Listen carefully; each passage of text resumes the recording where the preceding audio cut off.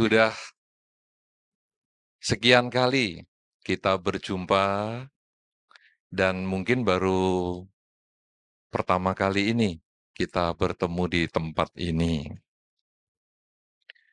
Saudara-saudara, tema kita pada kesempatan sore hari ini adalah tentang pelaksanaan Dharma.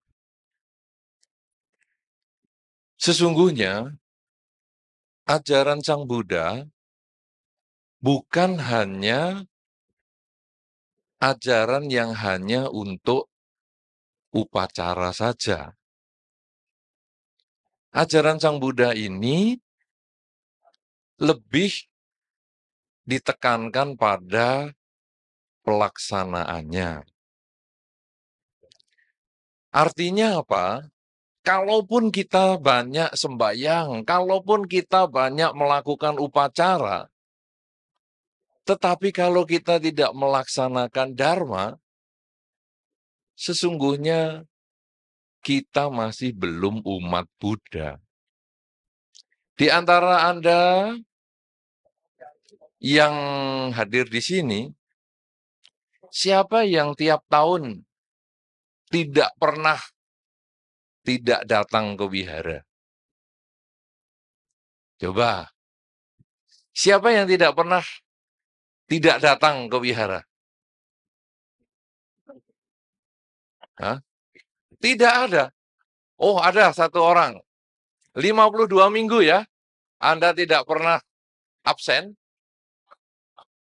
Hah? Nggak dengar. Di antara Anda, ada? Yang 52 minggu sama sekali tidak pernah pray, tidak pernah libur? Semua nggak pernah. Ada bolosnya. Sekarang yang katakanlah dalam 1 tahun paling hanya 1 atau 2 kali aja tidak ke wihara. Siapa? Hah? Sekarang di antara Anda yang setahun cuma 4 kali ke wihara. Hah? Yang mana ini? Coba tunjuk jari. Yang 4 kali ke wihara. Ya. Coba sekarang yang 4 kali ke wihara dalam setahun, dengarkan baik-baik ya. Yang setahun hanya 4 kali ke wihara, coba tidak usah tunjuk jari. Ya. Jadi yang setahun cuma 4 kali ke wihara, tidak usah tunjuk jari. Coba siapa?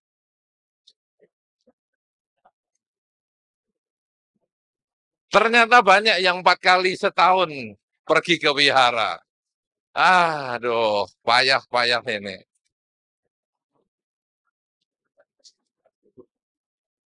Karena tadi kan saya sudah katakan, kalau 4 kali ke wihara, ya toh, setahun 4 kali ke wihara, tidak usah tunjuk jari.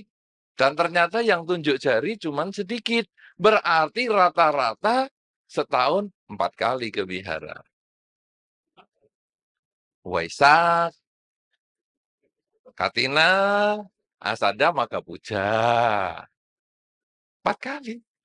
Atau Imlek, tahun baru Imlek. Kemudian tadi Waisak. Terus apa lagi? Ulang tahunnya sendiri. Ulang tahun wihara. Artinya apa? Kalau saya melihat di sini, Anda orang yang sering ke wihara. Bukan orang yang tidak pernah ke wihara. Tetapi, sering ke wihara bukan berarti umat Buddha. Aneh ya? Sering ke wihara bukan berarti umat Buddha. Sering ke wihara itu hanya orang yang suka ritual Buddhis. Maka kalau Anda ditanya, pasti bisa jawab. Berapa umat Buddha pakai lilin? Pasti bisa jawab, ya kan? Berapa? Berapa? Berapa ya? Nggak bisa jawab ya, ini aja ya. 2 kan? Anda pasti bisa jawab lilinnya 2. Anda bisa jawab pula dupanya 2. Ya kan? Iya, dupanya 2 ya? Oh 3. Gitu aja bisa ngomong iya kok. Lilin 2, dupa 2, iya. Lilin 2, dupa 3, baru ngomong iya. Jangan asal iya saja. Dengarkan dulu. Nah, saudara-saudara, Anda pasti tahu itu.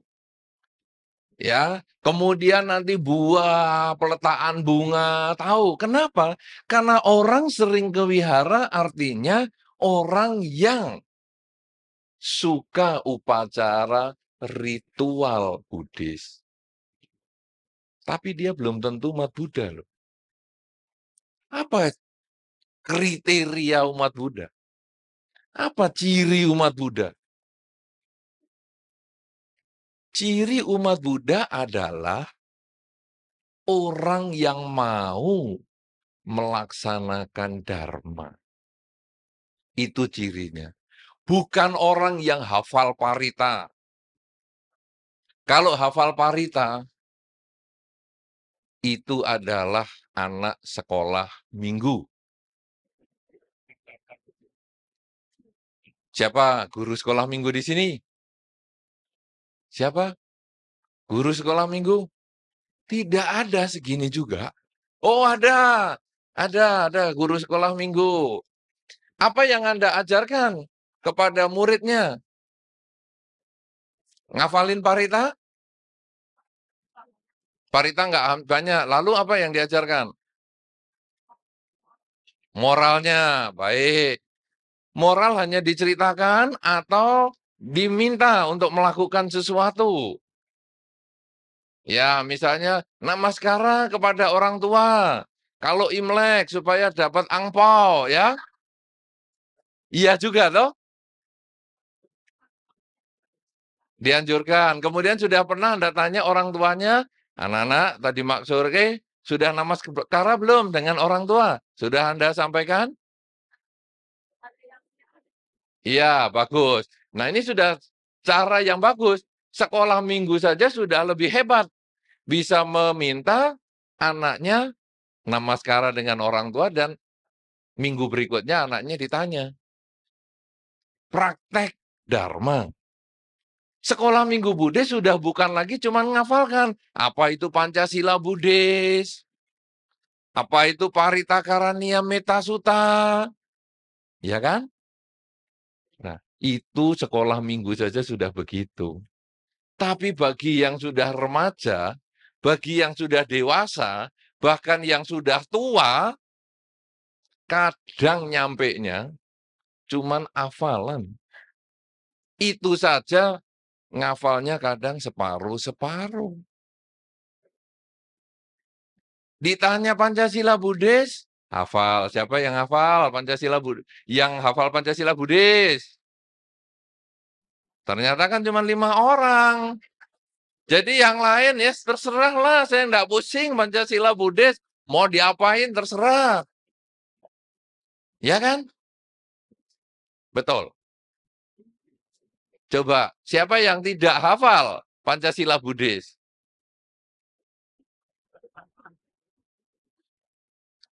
Yang tidak hafal Pancasila Buddhis tidak usah menunjuk jari.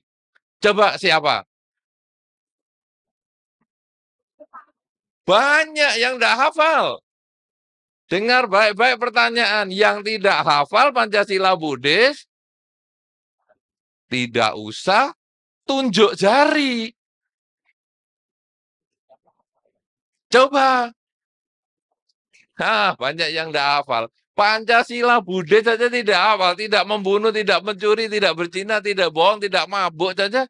Tidak hafal. Kalah sama sekolah minggu. Gitu mau praktek. Apanya yang dipraktekkan kalau hafal aja tidak? Iya kan? Nah, sekolah minggu sekarang sudah maju. Kita sebagai umat Buddha, mari kita mulai. Kita juga mulai seperti apa yang disampaikan di sekolah minggu tadi adalah sebagai bagian yang kecil. Yaitu bagaimana kita melaksanakan dharma. Pelaksanaan dharma sesungguhnya tidak repot-repot. Bukan harus muluk-muluk. Karena inti ajaran Sang Buddha itu, inti pelaksanaan dharma cuma 3. Apa coba? Ya, tidak berbuat jahat. Ayah, kurangi kejahatan, tambah kebaikan, sucikan pikiran. Coba yang lain, yang lebih kreatif. Jangan yang terlalu sering muncul. Yang lebih kreatif dong.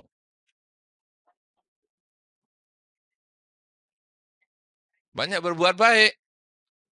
Apalagi? Hah? Sabar. Loh, sabar apa ya? Bukan perbuatan baik. Apa? Iya. Selain kurangi kejahatan, tambah kebaikan, sucikan pikiran, sebetulnya kunci ajaran Sang Buddha itu juga dana, sila, samadhi. Apa sih dana itu ya?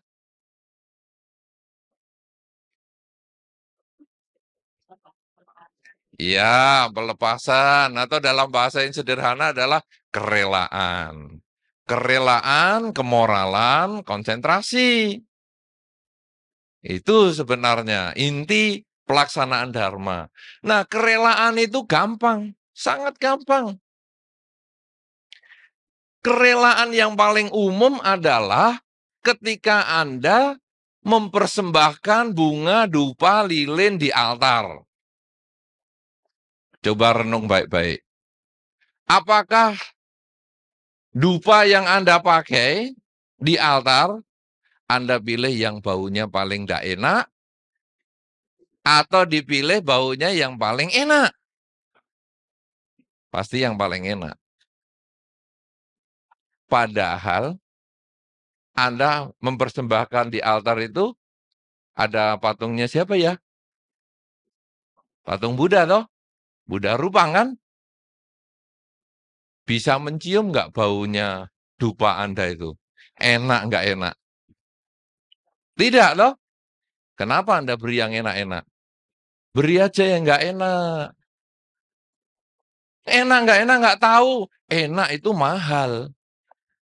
Yang nggak enak murah. Untuk tidak diketahui, pakai yang ngirit saja. Yang nggak enak. Setuju? Sesat. Ajaran sesat diikuti. Iya lagi jawabnya, mantep lagi. Itu berarti Anda yang menjawab iya, itu rumah Anda yang kelihatan orang dibersihkan. Halaman depan, ruang tamu bersih. Tapi kamar Anda yang jawab loh. Saya tidak menjawab ini tadi ya. Itu. Orang tidak ada yang lihat. Kamar sendiri, spray dicuci setahun sekali tiap Imlek. Nggak apa-apa. Biarkan saja. Tapi ruang tamu, kasih bersih. Saya beberapa kali begitu. Pada satu ketika saya kadang-kadang kan ngepret rumah orang.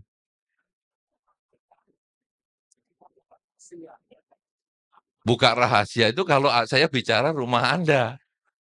Ini saya kasih yang umum. Saya ngepret rumah orang.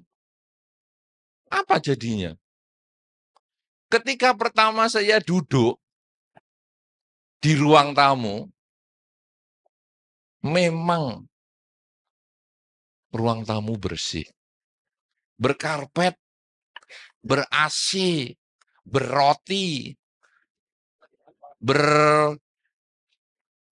berapa lagi, berair sirup, enak-enak lah. Sudah itu upacara, ngengong-ngengong sana-sini, baca parita, macam-macam. Jatuh temponya ngepret. Waduh, waktu masuk ke kamar, wah ini lebih parah dari kamar saya. Kamar saya itu saya rasa ya sudah berbau loh. Tapi ternyata ada kamar lebih bau daripada kamar saya. Sampai saya waktu ngepret di kamar itu terasa mabuk. Parfum apa ini yang digunakan ini? Oh, ternyata spray tidak pernah dicuci, kasur tidak pernah dijemur, matahari tidak pernah masuk, tisu nggak pernah dibuang, pispot dibiarkan di dalam kamar. Tahu pispot ya? Orang sekarang masih tahu pispot nggak? Masih tahu? Anda pakai? Ya, dibersihkan. Jangan sampai saya datang ke rumah Anda jadi bermasalah nanti. Itu bisa kejadian seperti itu. Nah, kenapa? Karena mungkin polanya pikir seperti tadi. Bahwa kalau yang kelihatan dirapikan. Kalau tidak kelihatan, tidak usah rapi. Altar Sang Buddha, kalau di muka umum, kasih wangi yang enak. Kalau di kamar sendiri, sudahlah dupa yang elek-elek, nggak apa-apa. Yang bau-bau nggak apa-apa, ngirit. Lilin juga lilin ulang tahun itu loh. Yang gedenya cuma selidi aja. Wah, saudara-saudara, kita walaupun pada Buddha Rupang yang memang tidak bisa membaui dupa, tidak bisa melihat lilin, tapi berilah yang terbaik. Kasih lilin-lilin yang bagus. Kasih dupa-dupa yang wangi. Kenapa, saudara? Karena itu sebagai praktek kerelaan. Kalau Anda pada patung Buddha yang diem saja sudah bisa rela memberikan yang terbaik, wangi-wangian yang terbaik, lilin-lilin yang terbaik, makanan juga yang terbaik, jangan pernah coba-coba ilmu sesat ketika beli jeruk 1 kilo, setengah asem kemudian diletakkan di altar aja. Yang manis-manis kita makan bersama. Itu ilmu sesat. Jangan dipakai. Ya, ada enggak yang begitu ya? Tidak.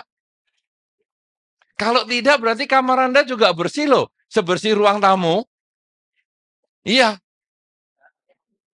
Iya atau tidak? Nanti saya lakukan sidak di rumah Anda, nanti iyanya bisa ketahuan iya sungguhan atau iya setengah-setengah ini. Iya kan? Bisa kejadian seperti itu. Nah, saudara-saudara, apa maknanya sebetulnya? Bahwa kita memberikan yang terbaik.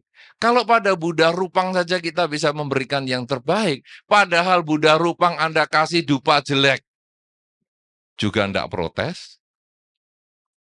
Dikasih jeruk yang asem, juga diem saja. Tetapi itu menunjukkan kualitas diri Anda. Kalau Anda mampu melakukan yang terbaik, Anda mampu memberikan yang terbaik pada Buddha Rupang, maka Anda juga diharapkan mampu memberikan yang terbaik untuk masyarakat Anda.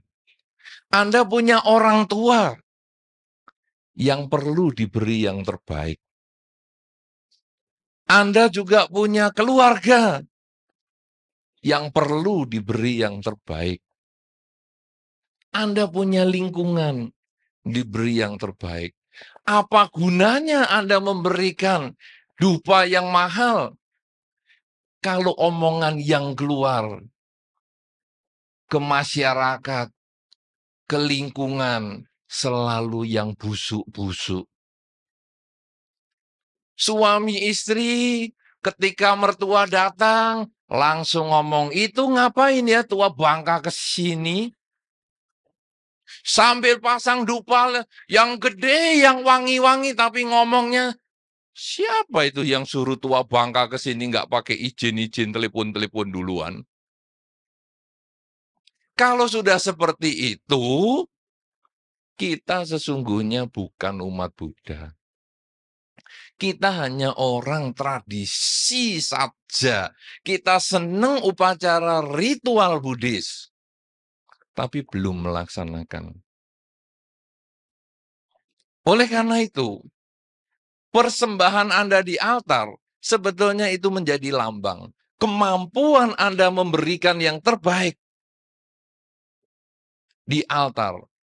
Jadikanlah kemampuan Anda mempersembahkan yang terbaik dengan badan Anda, mempersembahkan yang terbaik dengan ucapan Anda, mempersembahkan yang terbaik dengan cara berpikir Anda kepada orang-orang di lingkungan Anda. Sehingga akhirnya, kemanapun Anda pergi, Anda selalu memberi manfaat untuk mereka. Anda bukan orang yang egois, hanya mempersembahkan di altar yang terhebat, tapi kelakuannya jelek. Anda sudah manggil mertua sebagai tua bangka? Sudah belum? Sudah belum?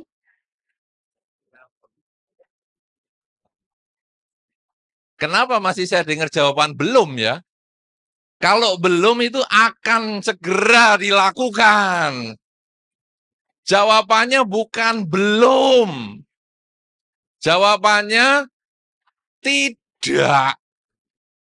Walaupun pertanyaan saya mengatakan sudah belum memanggil mertua tua bangka, jawabannya bukan belum. Itu anak sekolah minggu. Ini sudah berkumis, sudah berjenggot, sudah beruban, masih jawabnya belum. Jadi kapan mau manggil mertua sebagai tua bangka? Kalau jawabnya belum. Tidak pernah dilakukan. Suami istri, dulunya waktu pacaran manggilnya sayang, sayang. Tapi sudah suami istri lama-lama, Ndut, duduk sana Ndut. Sudah belum?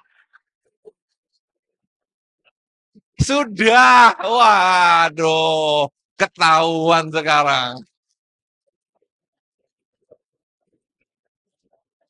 Ini bukan buka rahasia, tapi ini kenyataan yang kita jumpai dalam masyarakat. Kemana larinya sayang-sayangan dulu? Kenapa sekarang jadi Ndut? Kamu sana Ndut.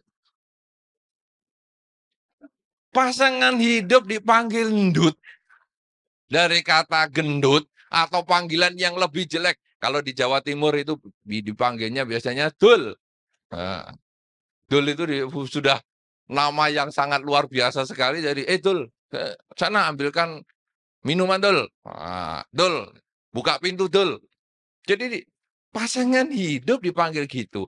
Kalau kita sudah menghormat pada Buddha Rupang dengan segala perlengkapan yang luar biasa, yang bagus, yang terbaik, Mari kita berikan juga yang terbaik pada lingkungan. Dengan kata-kata, dengan ucapan, dengan cara berpikir kita. Sehingga kemana saja kita pergi, kita memberikan kebaikan, memberikan kebahagiaan kepada mereka. Itu inti dari kerelaan. Yang kedua, kemoralan. Kemoralan yang Anda tahu pasti adalah, apa anak-anak sekolah minggu? Apa itu? Apa? Pancasila Buddhis. Yaitu tidak membunuh, tidak mencuri, tidak berzina, tidak berbohong, tidak mabuk. Wah, pinter anak-anak. Dapat hadiah Leontin. Ya, jawabnya. Oh, sebelah ini belum ada pertanyaannya, bagaimana mau keluar jawaban? Wah, Anda ini juga hebat lagi nih. Artinya apa? Kita semua hafal Pancasila Buddhis. Bahkan itu tanpa membaca buku sekalipun, Anda bisa ucapkan dengan bahasa Pali yang hebat. Saudara-saudara, tapi sudahkah Pancasila Buddhis itu kita praktekkan dalam kehidupan sehari-hari? Oh sudah Pante, saya tidak pernah membunuh nyamuk. Oh boleh.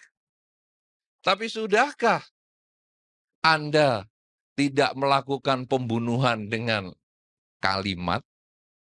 Itu namanya pembunuhan karakter. Saya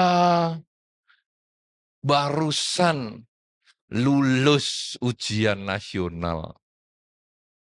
Langsung kita jawab, mesti beli kunci jawaban ini. Itu pembunuhan. Kenapa kita harus berpikir yang jelek pada keberhasilan seseorang? Ketika kita mengatakan atau ada teman mengatakan, wih, aku barusan beli sepeda motor loh, baru ini, mesti duit korupsi.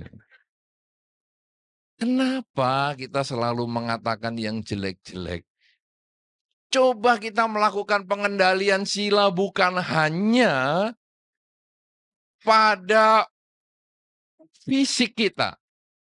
Tidak mencuri, tidak membunuh, dan seterusnya. Coba sekarang kita juga melakukan pengendalian secara mental. Tidak melakukan perzinahan. Tentu Anda sudah tahu persis bagaimana perzinahan itu. Syarat-syaratnya secara pelanggaran sila. Tapi sudahkah Anda berusaha belajar untuk mengendalikan pikiran sehingga tidak terisi yang purno-purno? Anak-anak muda sudah terbiasa surfing-surfing di internet, situs-situs porno? Sudah? Sudah belum? Sudah, mantap sekali. Terus terang. Saudara-saudara, kalau kita sudah berusaha menjalankan Pancasila Buddhis, coba kurangi, kalau bisa hindari membuka situs-situs porno. Bisa tidak? Bisa? Belajar. Coba. Bisa tidak? Hanya 3 orang, berarti yang lain masih berusaha. Coba, saudara. Kita mulai mengurangi yang demikian. Kemoralan. Bukan hanya 5 sila saja. Cobalah sesuatu yang kita lalu renungkan. Kalau saya melakukan ini adalah tindakan yang tidak pantas. Saya tidak mau melakukan tindakan ini. Banyak hal yang Anda sebetulnya merasa tidak pantas. Satu contoh, membuka handphone pasangan hidupnya sendiri. Mau lihat SMS yang diterima pasangan hidupnya. Mau lihat lognya telepon. Hari ini pasangan hidup terima telepon dari siapa dan telepon ke mana. Ini sesungguhnya sudah merupakan tindakan yang tidak sesuai. Buktinya kalau buka handphone yang demikian, nunggu pasangan hidupnya tidur. Tidur ya, sudah pasti tidur, ambil teleponnya. Buka, lihat. Loh, Bang SMS siapa ini Bang? Waduh. Wah, kacau ini, kacau. Kok bisa ya begini jadinya? Pakai sayang-sayangan segala. Wah. Itu coba mari kita lihat, mari kita renungkan bahwa sesungguhnya perilaku seperti itu jelas kita sudah menolak di dalam diri. Jelas kita tidak mau melakukan, terjadi pertentangan, jantung Anda berdebar lebih erat, lebih kenceng berdebarnya. Tapi kok ya diterusin. Ini adalah pelanggaran sila yang Anda sudah tahu ukurannya. Anak yang sekolah-sekolah ini coba. Saya yakin Anda tidak pernah nyontek karena Anda sudah menjalankan sila. Betul? Betul? Ya? Karena Anda sudah selalu membaca Pancasila Buddhis, saya yakin Anda tidak pernah nyontek sekalipun ya? Betul? Betul? Yakin? Ayo coba tunjuk jari yang tidak pernah nyontek. Saya mau lihat orang mulia di tengah-tengah kita. Coba mana? Orang yang maha mulia. Kok nggak ada? Kalau teriak betul kenceng banget. Tapi saya mau lihat wajah maha mulia kok tidak ada. Saudara-saudara, kenapa? Mari kita coba perbaiki perilaku kita. Jangan kita hanya membaca Pancasila Buddhis saja. Jangan kita hanya ikut upacara saja. Jalani Pancasila Buddhis ini di dalam kehidupan kita sehari-hari. Kemudian selain kerelaan, kemoralan, konsentrasi.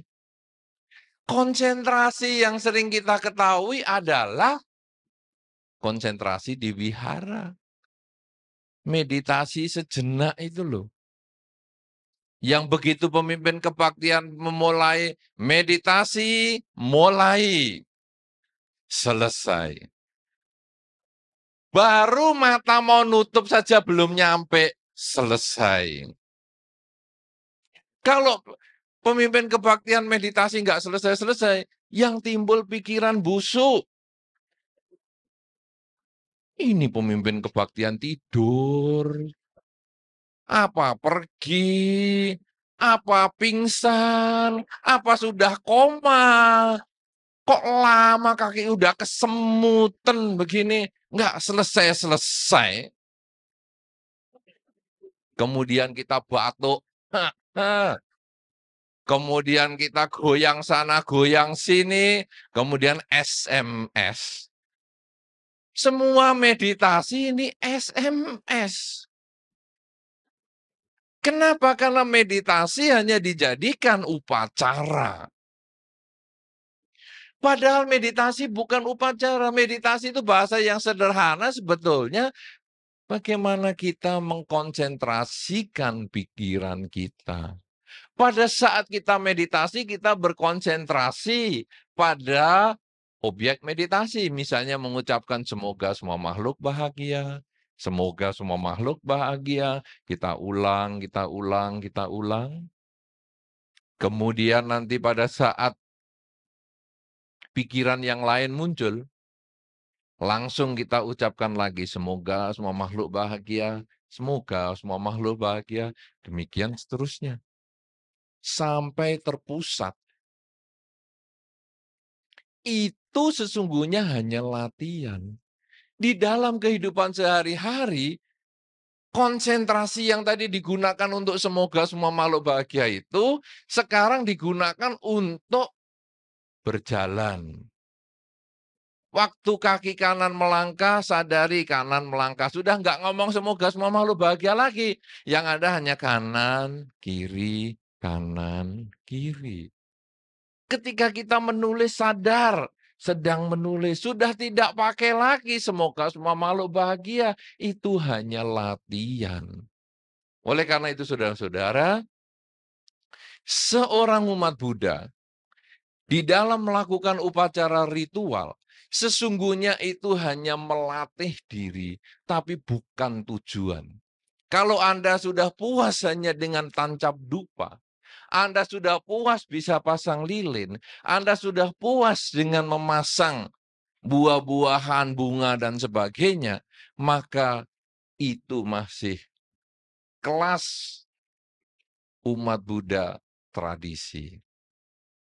Tapi kalau Anda sudah mulai berpikir, bagaimana saya sudah mempersembahkan yang terbaik pada Buddha Rupang, kok saya sekarang mau belajar mempersembahkan yang terbaik kepada masyarakat.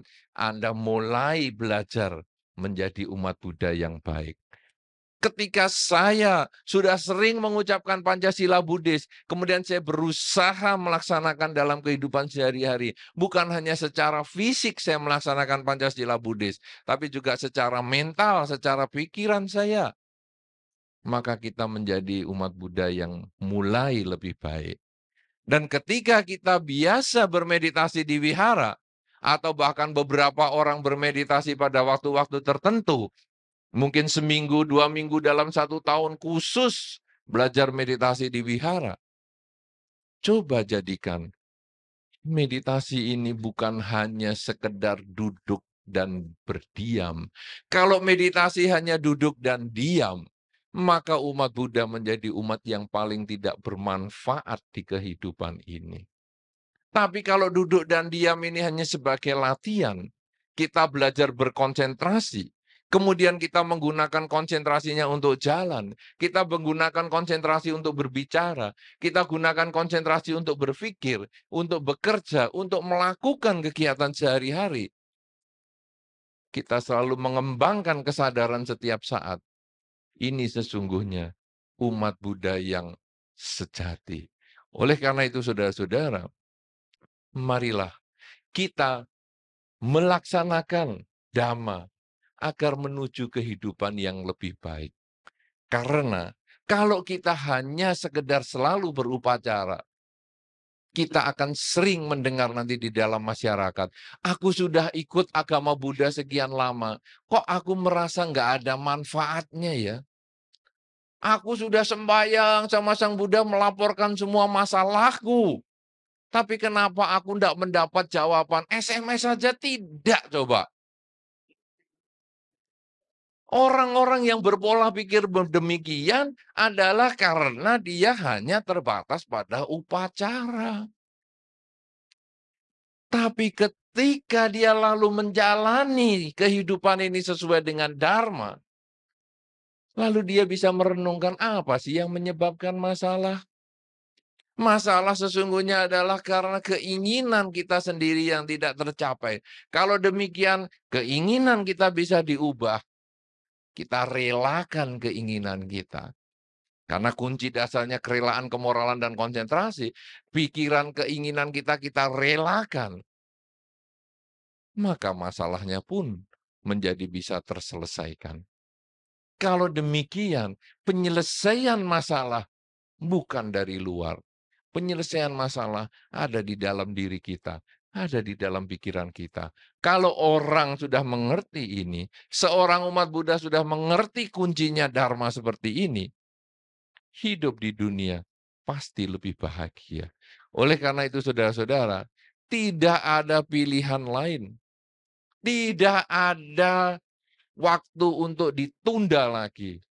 Kita harus mulai melaksanakan Dharma. Mulai sekarang juga laksanakan Dharma. Sehingga akhirnya upacara-upacara ritual yang sering kita lakukan menjadi bermakna. Bermakna dan bermanfaat untuk kehidupan kita. Tapi kalau kita menunda-nunda praktek Dhamma, hanya senang dengan ritual, maka ritual kita hanya sekedar pengisi waktu dan kurang memberikan makna, memberikan kebahagiaan dalam kehidupan kita sehari-hari. Semoga apa yang saya sampaikan dalam kesempatan ini menjadi satu awal pembukaan untuk kita bersama-sama memikirkan apa yang harus kita laksanakan setiap saat di dalam kehidupan kita masing-masing. Semoga Anda selalu berbahagia di dalam mempelajari serta melaksanakan Dharma. Semoga semua makhluk, baik yang tampak maupun yang tidak tampak, memperoleh kebaikan dan kebahagiaan sesuai dengan kondisi karmanya masing-masing. Sabe sata, wantu, sukitata.